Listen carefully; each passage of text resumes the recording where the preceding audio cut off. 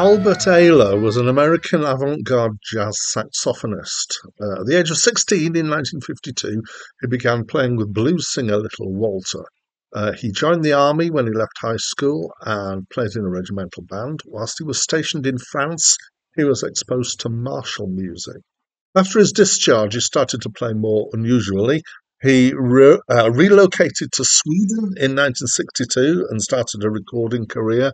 He was not alone in a move to Scandinavia in the early 60s. Quite a few free jazz and avant-garde jazz players moved over there for a while. However, the next year in 1963, he returned to the US.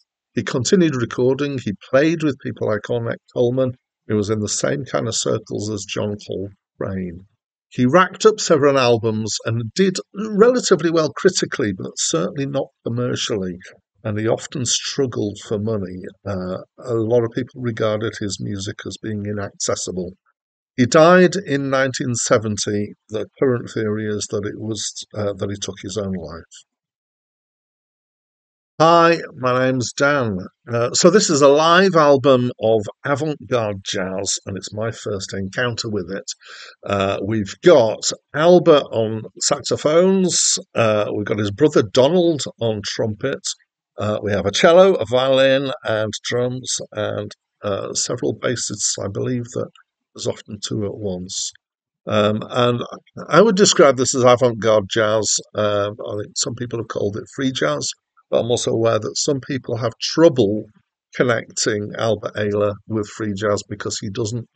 It sounds like a crazy term. He doesn't fit the norms of free jazz, and only the point of free jazz is that it doesn't have norms. What do I know? So I have a dilemma about this album, and kind of delayed a bit recording this review as a result, because I've listened to it twice, and I've had two relatively different reactions to it. So what I tend to do, in fact, what I almost always do, is that I listen to an album once, and particularly if I don't know much about the album or the artist, or often both, I will deliberately do that before I do any reading up on the album. I don't spend months with my head in books finding out about stuff, but I do a good read or a quick read of Wikipedia stuff and maybe some other sources occasionally. So I listened once, and my first listen was in the car on my commute, which is where I often do some of my listening. In fact, I started reviewing as a result of starting to listen to music in my commute. And I didn't like it in my first listen at all. I was ready to completely slate it, and it was phrases like "Emperor's New Clothes" came to mind. Um, I was kind of comparing it in my head to if you went to a fine dining restaurant and they gave you a plate of worms. I really wasn't that impressed. So not as a result of the reading, but I think probably as a result of listening in a different setting. So my second listen through was on headphones. I've got what I think is a fairly good pair of headphones. My sound system in my car is not bad, but one thing that you get on headphones is a much stronger separation between the different instruments as you hear it, because the stereo image is much more profound when you listen on headphones. And in that second listen, I did find more structure, and I did realise that there's actually kind of tunes in parts, often quite martial, brassy feel, a bit like a brass band, with long, expanding notes in harmony with each other.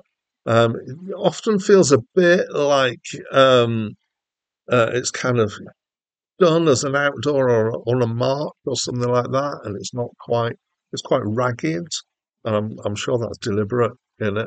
And then there's bits where one or the other kind of, so the two main guys are Albert on his saxophone and his brother Donald on trumpet. I mean, the strings do feature quite a bit, but they tend to take the more central roles. And in times they're kind of playing things where you can hear them playing off each other, and you can hear places where they've got a little riff and they're playing it over and over again. There's actually an interesting thing that I heard sometimes, which is that they kind of go, they've got this, it's not tune, it's a riff, I think is the right word. and they just keep doing that and push it, or one of them, until it goes all squeaky and honky. Somehow you can still hear the riff just in there, which is interesting. Um, so between the two listens, I kind of didn't know whether I still don't know whether I like it or not. Um, I would say there's a lot of crazy fast playing going on here. Some of that's interesting.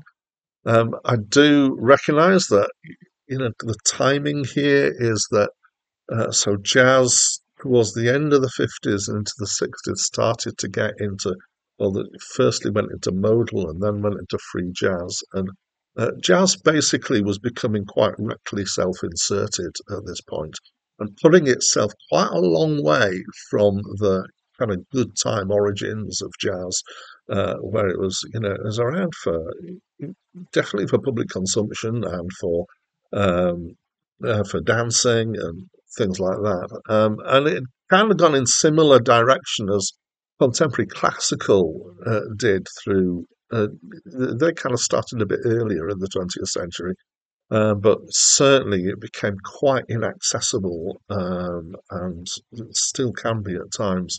So it's jazz has gone at this stage from the kind of tunes and stuff you can dance to, a real kind of beard stroking extremes of elitist honking. I think of it a bit like a gated community. It's definitely kind of, uh, do you understand this? I'm going to throw stuff at you. And there are times when I wonder with music like this how much it is that the musicians themselves are deadly serious about this, or whether they're just seeing what they can get away with and get an audience to go, oh yes, this is amazing stuff.